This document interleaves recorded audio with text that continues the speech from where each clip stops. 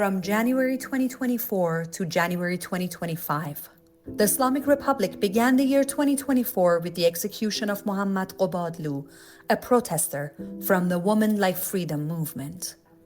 While his family and relatives were behind the walls of the Ghazal Hisar prison, the Islamic Republic executed him and he was buried under tight security measures.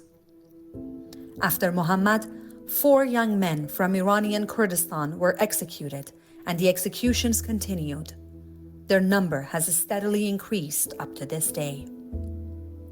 In Canada, the Commission on Foreign Interference began its work while the name of the Islamic Republic is not among the countries under investigation. Despite the insistence of activists and the Iranian Canadian community, the name of the Islamic Republic was not added to India, China, and Russia, even though the Iranian Canadian community believes the Islamic Republic's interference in this country is serious and must be thoroughly investigated. So far, in an action welcomed by the Iranian community in Canada, 16 officials of the Islamic Republic have been expelled from this country or are on the verge of expulsion, while not all their names have been revealed. In the spring of 2024, the Islamic regime issued a death sentence for Toumaj Salehi, which brought thousands of people out in protest to the streets of Toronto, a sentence that was cancelled a few months later.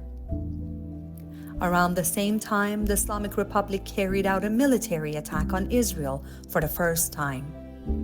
Shortly afterward, the president of this government, Ebrahim Raisi, who was among the judges of the 1988 prison massacre, was killed in a suspicious incident, and the Islamic Republic's system decided in a sham election in which the reformists were the main players to appoint Masoud Pezeshkian to the presidency, a ceremonial position that effectively cannot take any fundamental actions without the permission of the leader of this government. During the election days, Masoud Pezeshkian went to the graves of victims of downing of flight PS752 in several parts of Iran, which was met with widespread protest by the families. The listing of the IRGC as a terrorist organization in Canada in June was a turning point in the events of the past year. Almost simultaneously, terrorists and allies of the Islamic Republic in the region were killed one by Israel in various locations around the world. Ismail Haniyeh in Tehran, Hassan Nasrallah in Lebanon, members of the Hezbollah terrorist group, Abbas Nilfurushan and others were among them. Inside the country, the Islamic Republic was issuing death sentences for labor, ethnic, and protest activists such as Sharifeh Mohammadi, Varisha Moradi, Pakhshan Azizi, the youth of Ekbatan, and many others, sending Reza Rasai and many others to the gallows, and was again preparing abroad for an attack on Israel. This broad attack burned millions of dollars of the Iranian people's assets in a feudal war. The outcome of this war so far has been the hanging of the FATS medal on the chest of Amir Ali Hajizadeh, the IRGC airspace commander, who is among the primary suspects in downing a flight PS752. Jamshid Sharmat, the kidnapped German-Iranian prisoner, is among the newest victims of executions in the Islamic Republic, whose killing led to the closure of this government's consulates in Germany. Germany, prior to that, had closed some mosques and religious centers affiliated with the Islamic Republic. Ahu Daryai, a female university student in Tehran, in a protest act against compulsory hijab, rebelled in such a way that she was arrested a few minutes later, and there is still no information on her exact fate. Kianush Sanjari is another name that remains in the Iranians' memory in 2024.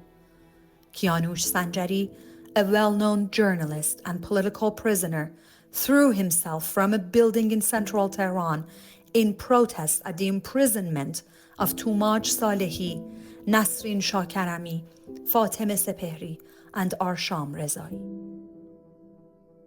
Iranians' anger flared up again, and Hossein Ronaqi, another well-known activist in protest at the crackdowns and in solidarity with Kianush Sanjari, sewed his lips shut and held sit-ins in various parts of Tehran. On December 8, 2024, Iranians were confronted with another piece of news that further strengthened their hope for the overthrow of the Islamic Republic, the fall of Bashar al-Assad, the Syrian dictator. Now that the domino effect of the destruction of the Islamic Republic's agents and mercenaries across the Middle East has intensified, what keeps the hope of revolution alive in the hearts of Iranians, above all, is the steadfastness and creativity of Iranian women and the young generation who refuse in any way to submit to religious dictatorship. Strikes and protests by various groups and organizations, teachers, retirees, nurses, and workers continue, and many seeking justice remain imprisoned.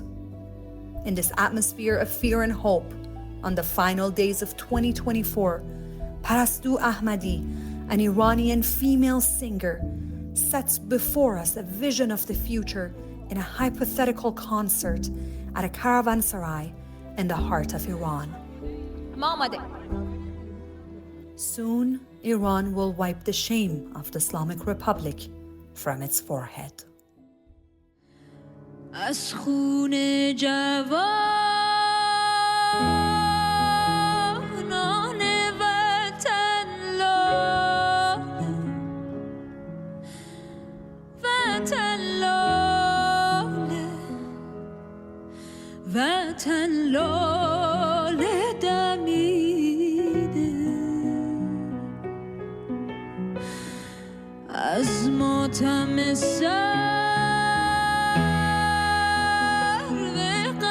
شان سر و جانم سر و خدا سروار